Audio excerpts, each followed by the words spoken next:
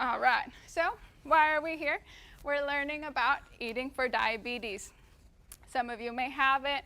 Some of you may have a close relative who has it, so you kind of want to know, maybe it's a spouse, how should I cook for them, or a close friend.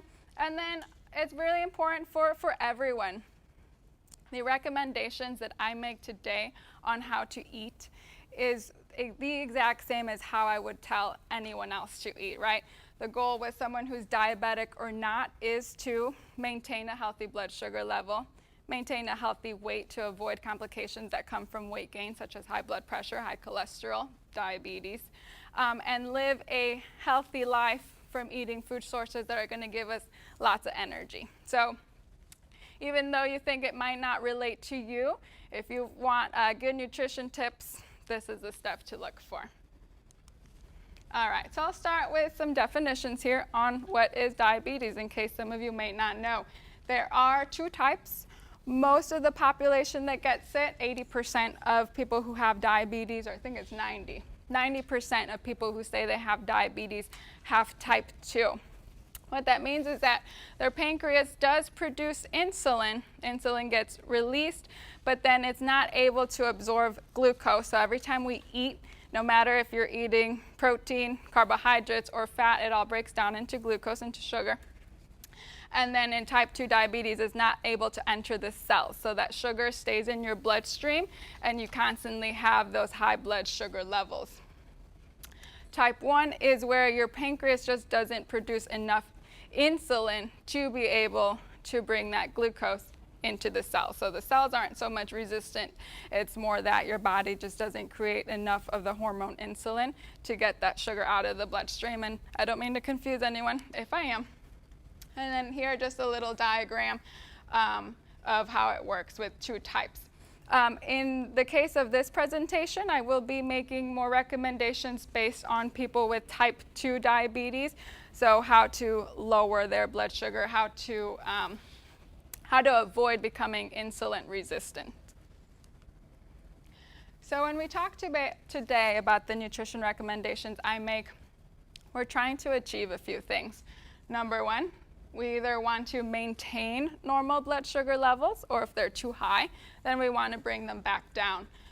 When you go get your blood glucose tested and you're fasted, which I believe you can't eat for about 8 to 12 hours, we want the blood sugars to be between 80 and 120 milligrams per deciliter is a healthy range, and then less than 7% of your H1C levels. We also want to maintain healthy cholesterol levels. It's been recently published and proven that dietary cholesterol doesn't affect your cholesterol levels, right? So eating too many eggs is not going to raise your cholesterol. High cholesterol comes from saturated fats, from high fatty foods, high fatty animal products. So don't be afraid of something like eggs. You might be afraid of getting too much cholesterol.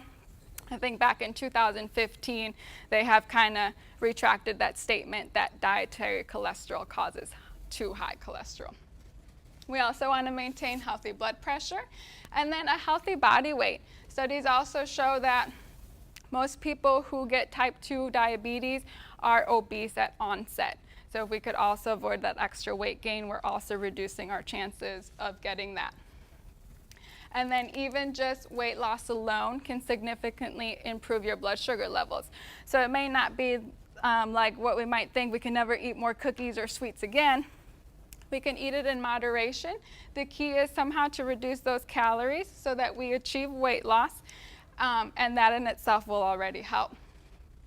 I will add a couple things to what we're trying to achieve. One, we want to feel good. So we don't want to eat nothing, and yeah, we might lose weight, but we feel miserable and we can't focus on work and get fired, and it'll just get all sorts of bad from there. So we want to make sure you're able to eat, but eat nutritious foods.